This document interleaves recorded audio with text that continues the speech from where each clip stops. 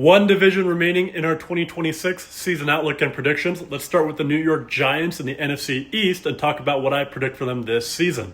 So I'm not going to sugarcoat last year for the Giants. It was bad. 3-14. Brian Daboll was fired.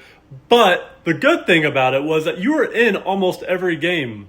It was a lot of one-score games, especially with the quarterback carousel you had. Started with Russ, then went to Jackson Dart, then went to Jameis Winston, then went back to Dart, then went back to Winston because Dart could never stay healthy. Pretty sure at 40% of the games he's played in, he's ended up in the blue tent. But the important thing is that you were in every game. So let's talk about your offseason and what you did to improve so that instead of being in these one-score games, you win these one-score games. So the biggest acquisition of the offseason for the New York Giants was hiring John Harbaugh away from Baltimore after he was let go. Now, I will say I want to temper expectations on Harbaugh, even though he is a good coach and definitely improves your team, but we should calm down a little bit because there was a reason he was let go of Baltimore, and that was because he could never win the big games and blew so many fourth quarter leads in Baltimore towards the end of his career. Still an upgrade versus Daboll you had last year and many of the coaches you've had prior, but let's just temper expectations a little bit. But outside of Harbaugh, you did bring in some good talent. In the draft, you brought in Arvell Reese and Francis Mauigoa with your first-round picks.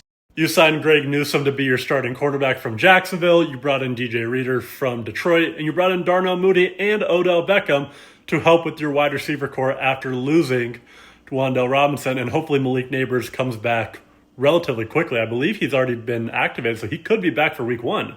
But let's just be honest, the whole season will be dependent on Jackson Dart and if he can take that next step. So let's talk about your schedule and what I predict Jackson Dart will do this season.